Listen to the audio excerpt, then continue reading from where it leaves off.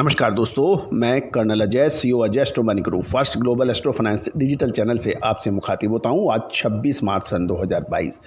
दोस्तों, आज की इस एपिसोड में हम वीट यानी गेहूं के ऊपर चर्चा करेंगे। गौरतलब है कि रूस और यूक्रेन के युद्ध के हालातों को देखते हुए काला सागर से वीट के निर्यात में काफ़ी बड़ा परेशानियाँ और एवं सोचने को मिल रहा है, देखने को मिल रहा है। गौरतलब है कि पूरे विश्व में रशिया यानी रूस गेहूं एक्सपोर्ट में शीर्ष स्थान रखता है, जबकि यूक्रेन का नंबर 5वां आता है। इससे भारत को बहुत बड़ा फ़ायदा होने की संभावना है। कृषि और प्रसंस्कृत खाद्य उत्पाद निर्यात विकास प्राधिकरण, जिसे एपीडा कहते हैं, उनकी अध्यक्ष की बात माने तो उनके अनुसार 10 ऐसे देश हैं जो कि गेहूं के आयात में अपना स्थान रखते हैं। इसमें मिस्र, इंडोनेशिया, टर्की, चीन, Nigeria, Italy, Algeria, Philippines, Japan, Morocco, Brazil, Bangladesh, Korea, Netherland और स्पेन हैं। इन 10 प्रमुख वीट इंपोर्टर कंट्रीज़ में हम यानी भारत ऑलरेडी 5 देशों को वीट का निर्यात कर रहा है। इसमें बांग्लादेश, इंडोनेशिया, फिलीपींस, नाइजीरिया और जापान को भारत ऑलरेडी वीट यानी गेहूं का निर्यात कर रहा है। रूस और यूक्रेन के बीच युद्ध के वजह से काला सागर यानी ब्लैक सी में इसके ज़रिए जो वीट पूरे वर्ल्ड में एक्सपोर्ट होता था, उसको परेशानियां बढ़ रही हैं।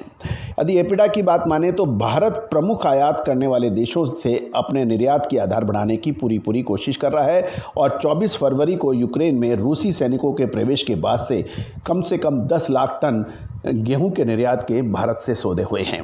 यदि हम सूत्रों की माने तो अप्रैल में कांडला बंदरगाह गुजरात से 1 लाख टन गेहूं का निर्यात का अनुबंध किया गया है। और यह भी पता लग रहा है कि भारतीय गेहूं अब निर्यात के लिए 335 से $350 प्रति टन फ्री ऑन बोर्ड है, जिसे एफओबी कहते हैं, की पेशकश की जा रही है। और सूत्रों की माने तो ये अनुसार ये पहले सौदे $350 से $360 और $420 से $430 के लागत से बन रहे हैं, माल ढुलाई पर किए गए हैं। इसके साथ ही गेहूं के आटे के निर्यात के भी सौदे $380 से $390 प्रति टन के हिसाब से किए जा रहे हैं। अंतर्राष्ट्रीय अनाज परिषद की बात माने तो अर्जेंटीना के गेहूं की कीमत $401 एफओबी है, जबकि यूरोपीय संघ के गेहूं यानी फ्रांस की कीमतें $429 है और यूएसए हार्ड रेड विंटर $476 और सॉफ्ट रेड में विंटर गेहूं $444 पर के भाव बताए जा रहे हैं। इसके साथ ऑस्ट्रेलियन गेहूं के भाव भी $401 के बताए जा रहे हैं। उनको देखते हुए भारतीय गेहूं सस्ता है। और भी यदि हम सूत्रों की माने, Bangladesh, UAE, Qatar, Sri Lanka, Oman और मलेशिया भारत के गेहूं के निर्यात को बढ़ा रहे हैं, मगर एपीडा अब कुछ नए बाजार को उभरते हुए भी देख रहा है, जो कि 10 प्रमुख गोल्ड इंपोर्ट जो कंट्री जिसकी हमने चर्चा की थी, वहाँ से भी कंट्रैक्ट हो रहे हैं। थाईलैंड और सूडान में भी अब भारतीय गेहूं के नए खरीदार बन गए हैं। साथ ही मिलिंग गेहूं के छोटे शिपमेंट वियतनाम और जिबूती को निर्यात किए जा रहे हैं तथा भारत अब इथोपिया और मिस्र को भी गेहूं के निर्यात करने की संभावना तलाश रहा है।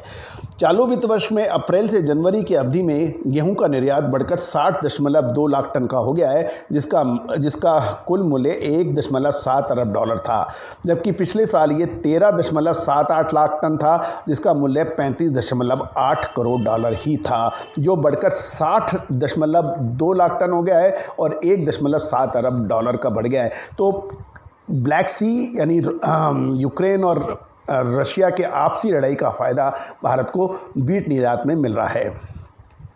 अमेरिकी कृषि विभाग ने चालू वित्त वर्ष में रिकॉर्ड 10 मिलियन टन गेहूं निर्यात का अनुमान बताया गया है। यह भी बताया जा रहा है कि एपीडा मिशन के साथ समन्वय में कोऑर्डिनेशन कर रहा है और निर्यात बढ़ाने के लिए हितधारकों के साथ नियमित बैठकें कर रहा है। दूसरी ओर वाणिज्य मंत्रालय ने कृषि विदेश मंत्रालय, उपभोक्ता खाद्य एवं सार्वजनिक वितरण तथा बंदरगाह, जहाजरानी और जलमार्ग वित्त मंत्रालयों के साथ निर्यात को बढ़ावा देने का एक मुद्दा भी उठाया है। वाणिज्य मंत्रालय के एक नोट में कहा गया है कि हालांकि रूस यूक्रेन संकट से कृषि का समग्र पूरा व्यापार प्रभावित होगा, लेकिन इससे भारत के लिए कुछ अवसर भी सामने आ सकते हैं और यदि हम सूत्रों की माने तो भारत की ओर से गेहूं के निर्यात में हो रही बढ़ोतरी और निर्यात के नए अवसरों को देखते हुए गेहूं में अच्छी मजबूती की धारणा बताई जा रही है और इसके असर घरेलू बाजार में भी देखने को मिल रहा है, जिसके कारण अब बड़े भावों पर माल बेचते हुए प्रॉफिट बुक करते रहना चाहिए। गौरतलब है कि हमने लगभग 2.5 महीने पहले गेहूं के ऊपर अच्छी तेजी की अग्रिम विश्लेषण अपने क्लाइंट्स को भी दिया था और आप लोगों को भी बताया था। उस समय काफ़ी जानकारों का ये कहना था कि आपने ये गेहूं की तेज़ी किस आधार पर बताई है, जबकि फसल शानदार आ रही है और गेहूं का उत्पादन में बढ़ोतरी बताई जा रही है। उस वक्त भी हमने यही कहा था कि फसलों के आधार के पर उत्पादन के आधार के ऊपर पूर्ण विश्लेषण कभी भी सत्य साबित नहीं होता। यद्यपि उत्पादन के रिकॉर्ड को ध्यान में रखना किसी भी विश्लेषण के लिए आवश्यक होता है, लेकिन देखने में ये आया है, चाहे वो कॉटन हो, चाहे सोयाबीन हो, चाहे या दूसरे हो, उसके अंदर रिकॉर्ड उत्पादन के बाद भी बड़ी तेज़ी बनी और ये तेज़ी 30-30, 40-40, 50-50% से अधिक हुई। गौरतलब है कि आप सोयाबीन को देखें, सोपा ने जैसे शीर्ष संस्था ने भी 119 लाख टन सोयाबीन का उत्पादन का अनुमान पिछले वर्ष लगाया था सितंबर अक्टूबर में, और कॉटन सीसीआई ने भी 3 करोड़ 61 लाख कॉटन बेल्स यानी कपास की गांठों का उत्पादन का अनुमान लगाया था। उसके बावजूद भी सोयाबीन और कॉटन ने बेतहाशा तेज़ी देखी गई। तो दोस्तों, मेरा यही आप लोगों से कहना और विश्लेषण करना है कि उत्पादन के ऊपर बहुत कुछ निर्भर करता है, लेकिन दूसरी परिस्थितियों को, दूसरे पैरामीटर्स को भी ध्यान रखना, मूल्यों की तेज़ी मंदी के अंदर बहुत विश्लेषण करने में ध्यान रखना होता है। और अजय एस्ट्रो मनी ग्रुप आपको हमेशा से ही अग्रिम विश्लेषण अनुमान देने में सक्षम रहा है, चाहे वो साउथ वेस्ट मानसून हो, चाहे जीरे में तेज़ी हो, चाहे कोरिएंडर यानी धनिये में तेज़ी हो, कपास और सोयाबीन की तेज़ी हो, या फिर लाल मिर्च की तेज़ी हो, या फिर प्याज जैसी असेंशियल कमोडिटी की जैसी की तेज़ी हो, शुगर में तेज़ी मंदी, इन सभी का सटीक विश्लेषण हमने आप तक दिया था। साउथ वेस्ट मानसून यानी दक्षिण पश्चिम मानसून पिछले साल का सटीक अनुमान हमने आपको अपने चैनल पे दिया था। उम्मीद है कि सभी दर्शक बंधुओं, चाहे वो किसान हो, कारोबारी हो, मंडी व्यापारी हो, मिलर्स हो, स्टॉकिस्ट हो, होलसेलर्स हो, वो इसका भरपूर लाभ उठा रहे होंगे। All the very best, good luck, happy trading.